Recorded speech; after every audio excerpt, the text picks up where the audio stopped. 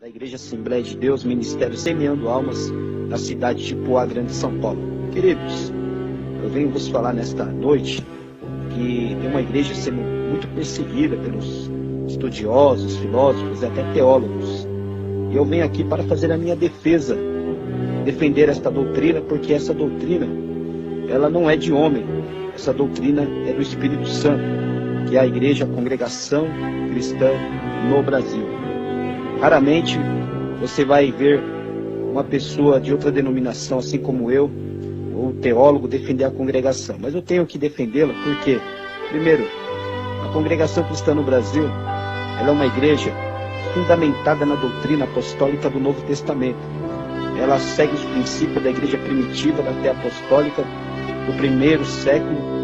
E essa igreja, ela é uma igreja que ela tem a caridade, o amor, ela tem bons frutos, é uma igreja que ela não se corrompe.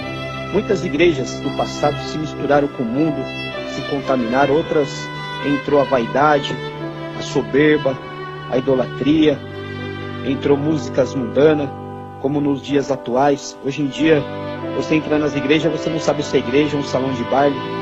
Hoje você entra nas igrejas, você vê pessoas com roupas escandalosas, pessoas de piercing, toda pintada, maquiada de brinco.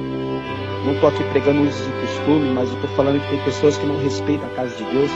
Mas a congregação cristã no Brasil, desde a sua fundação no ano de 1910, pelo saudoso irmão Luiz Franciscon, ela continua zelosa pela doutrina. Muitos a têm como exclusivista, como seita, como heresia.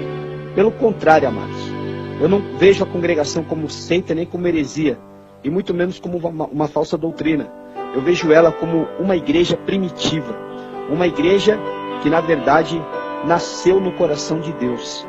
Essa obra, como eu já disse, é a obra do Espírito Santo. É uma obra que ela não depende do governo, ela não depende de dízimo. E nesse ponto que muitos vão ficar contra o que eu vou falar aqui. Eu sei que realmente a igreja precisa de uma contribuição para manter as suas contas em dia, água, luz, manutenção. Mas, amados, o dízimo foi até o profeta Malaquias. Dízimo é coisa da lei, não da graça. Infelizmente, hoje não se prega isso nas igrejas, porque se pregar, muitas pessoas vão acabar se desviando da igreja, saindo fora da igreja. Mas a verdade tem que ser dita. Se nós não podemos falar em púlpito, nós falamos através da rede social, através do WhatsApp, através dessas mensagens. Eu quero dizer que Jesus, ele cumpriu a lei. A igreja primitiva do Novo Testamento, ela não pedia dízimo, ela pedia coleta. Se você ler as cartas de Paulo aos Coríntios, lá na Epístola de Pedro, fala sobre a contribuição da coleta para ajudar os necessitados. As pessoas ajudavam a obra com a coleta, não com o dízimo. O dízimo foi para a tribo de Levi. A tribo de Levi tinha os levitas que adoravam a Deus e tocavam instrumentos.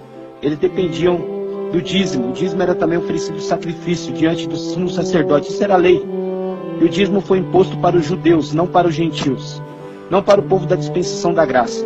E a única igreja que segue esse princípio realmente é a congregação cristã no Brasil. E eu quero dizer uma coisa: a continuação da igreja primitiva nos dias atuais, a igreja que segue o exemplo da Bíblia em tudo.